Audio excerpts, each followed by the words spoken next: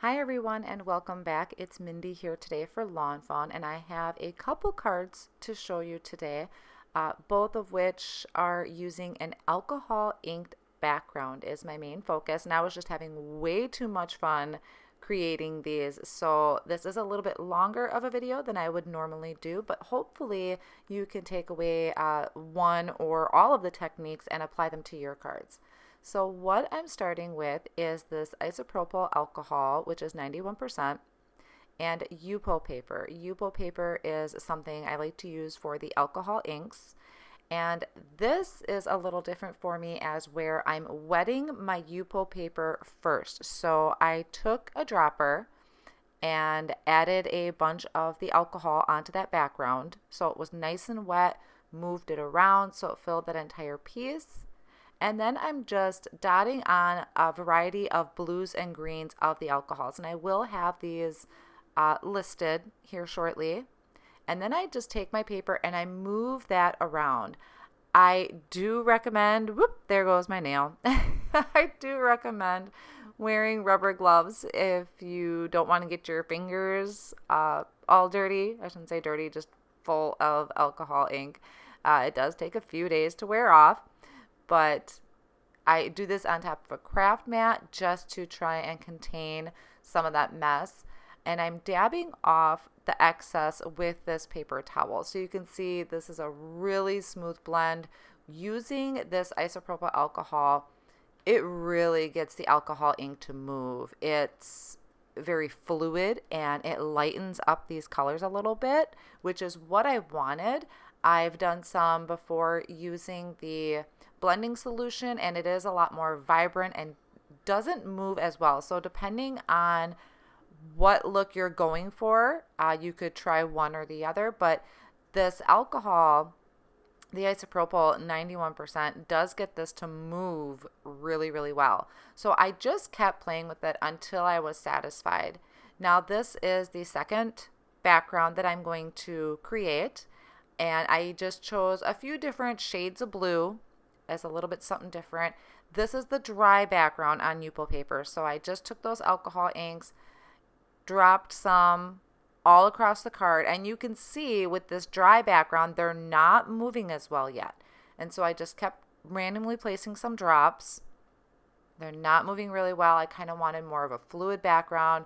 So I'm just taking this eyedropper and placing that alcohol around there to get that to move. You could also drop that down and use a straw to blow it around instead of tilting the paper. I couldn't do the straw trick at this time due to some dental work I had done. So that is why I'm just moving my paper, which works just as well as using the straw technique. And I'm placing that paper towel under my work surface just to kind of catch any of that excess ink and dabbing off with a paper towel. I kind of was hoping that those texture marks from the paper would stay there, but they didn't. It kind of just all blended back together, which was fine. So like I said, it's just something to play with. You just keep adding the alcohol ink or the isopropyl to whatever you find, kind of just sticks out to you that you want to use for a background, and then just set it off onto the side to dry. And it will dry a little bit differently than what, you're originally seeing when it's wet. So it does tone down those colors a little bit. And just keep adding and playing. This is a really fun technique, great for ocean backgrounds. I love making ocean backgrounds with the alcohol inks. And you want to make sure when doing this, you're using colors that blend together nicely. Obviously, I used the blues and greens, so I knew they wouldn't make mud when they started to kind of blend together like that. So while my alcohol ink backgrounds are drying, I went ahead and stamped a bunch of different ocean images. So, they has a lot of smaller stamp sets, and I just thought, you know what, this is a great time to use the stamp sets that I have. So you can see there are quite a few. I have the starfish and the jellyfish. I'm using some images from the Yours Sublime stamp set.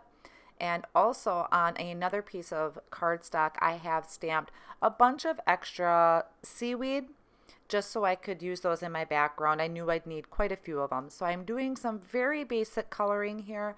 I am doing this on Neenah Solar White cardstock, 80 pound.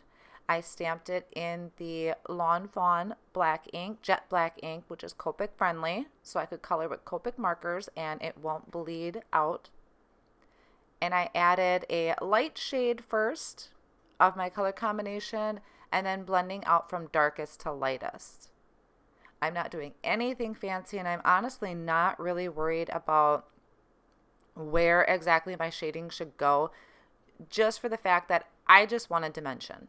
And with smaller images like this, you don't have to be real particular. It doesn't have to be an absolutely perfect blend of colors. As long, to me anyway, as long as there's some dimension, I'm great with it. And you can see my jellyfish. I just threw in a quick shadow, blended it out, and moved on. And I tried to use some of the same colors throughout, whether it was flip-flopping them between fish or on the submarine, just kind of minimize it, because since there are a lot of creatures, I didn't want to have my entire Copic collection sitting out on my desk. So I just went back and forth through all of my creatures, getting them colored up, because I was going to be making 2 cards. So I wanted to make sure that I had a really nice variety of those ocean creatures swimming around in their ocean background. The cute little eel, I did some greens. My seaweed, I did some darker greens just to have that contrast.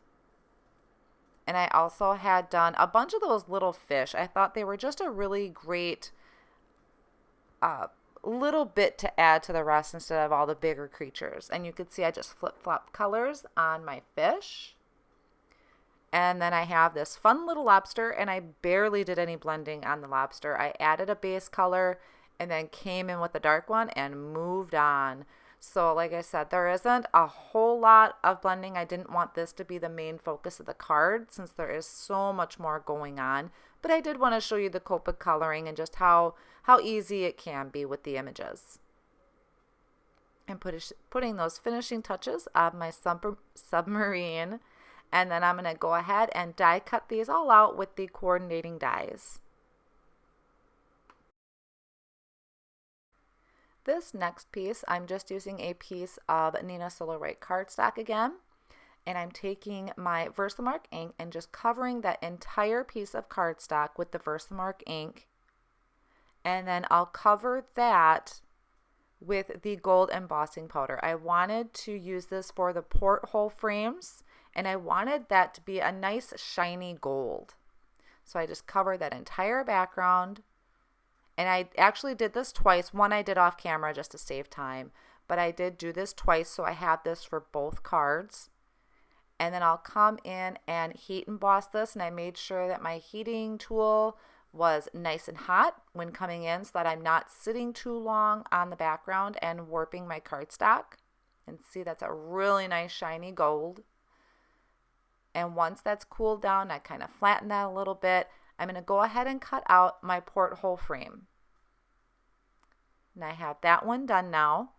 I also have a piece of paper bag cardstock that I had gone ahead and die cut the stitched wood grain. Thought that kind of was really cool look, like a boat type of look going for it. And I wanted to create a hole through that, so I'm using one of the circles from the circle stackables, and it matched fairly well. You can see my porthole frame doesn't quite line up with it, but that's perfectly fine. I'm not going to concern myself with that. I'm going to keep moving on. It'll attach to the card, and that's all I needed it to do. You can see here I have both of them done. One is going to be portrait, one is going to be landscape.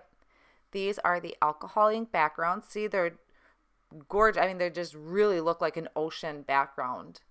Really loving how these came out. I did go ahead and trim those both down to 4 1/4 by 5 1/2. And you can see here I have my stitched wood grain piece there. I also took some vanilla malt cardstock and I cut the stitched hillside, so that gave me a sandy bank for at the bottom of my card. Here's one I already put together with my acetate window, which is what we're going to create. And I'm hiding the back of that with some white cardstock. So that's what I'm going to show you now.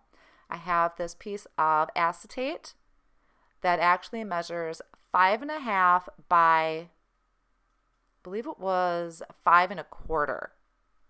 And then I scored just an inch in so that the front of it is going to match up my 4.25 by 5.5 for the front of my card. And then I just folded that over. I wanted that lip so that I could attach that to my card. So I gave that a really nice crease. And that's going to fit right over my panel. And then you can see the lip on the back is extra. So I'm going to attach this with some double-sided adhesive. I'm just laying a couple strips down. This is really nice adhesive. It's going to stick really well. And I actually want to hide this strip on the back of my alcohol ink background. So once I get this lined up to the front of my card, fold that over and stick that down.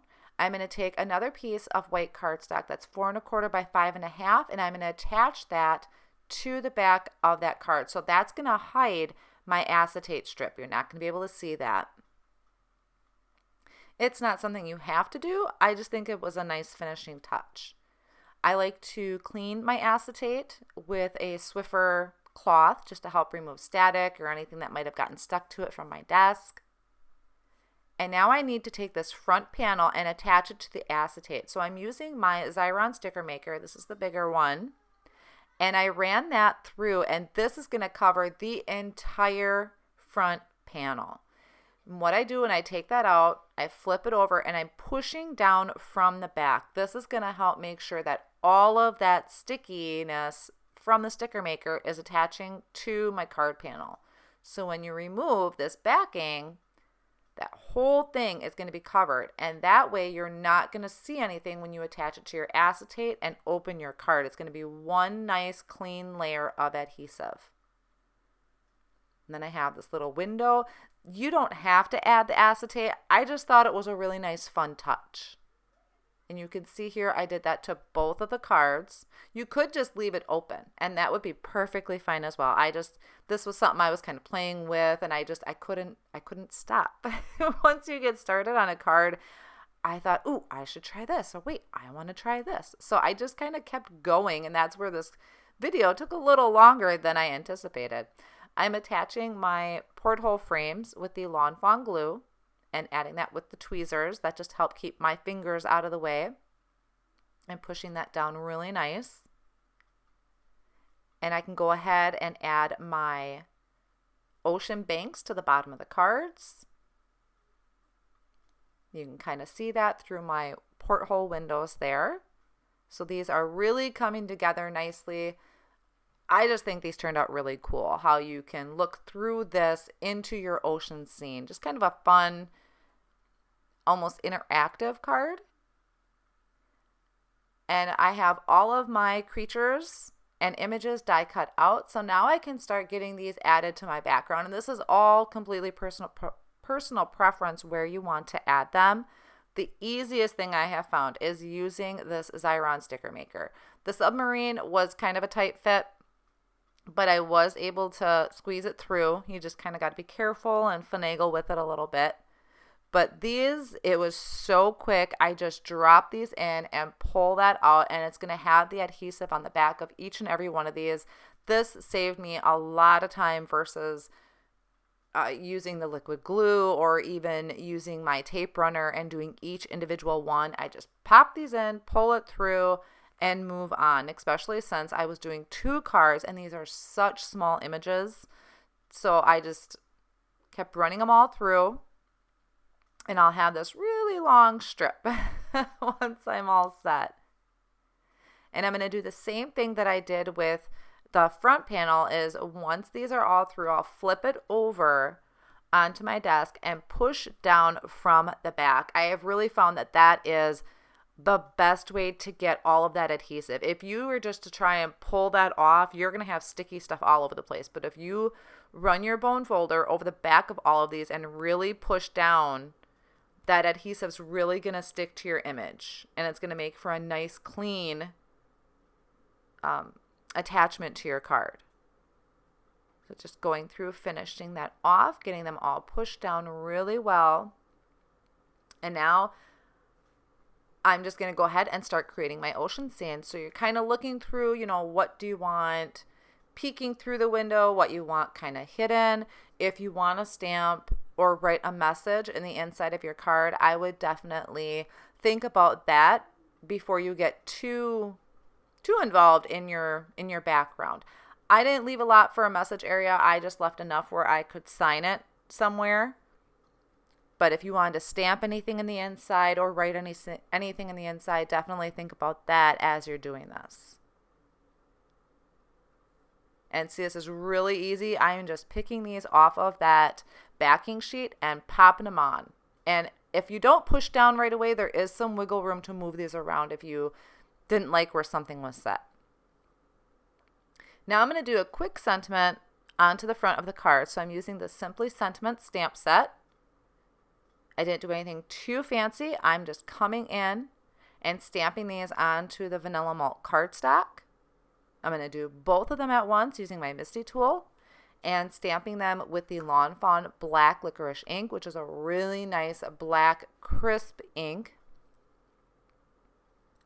And then I can take those and die cut them out using the banner die, and I would have to run this through twice, and I'll have these ready to go and just adding to the front of my card. So thank you so much for sticking with me through this longer video. I hope you picked up some inspiration from it, whether it was all the techniques or a couple of them, and give them a try. And be sure to also head to the Lawn Fawn blog. We are doing a collaboration with Xyron, so be sure to check out all the amazing inspiration on there as well. Thank you again so much for hanging in there with me, and have a great day.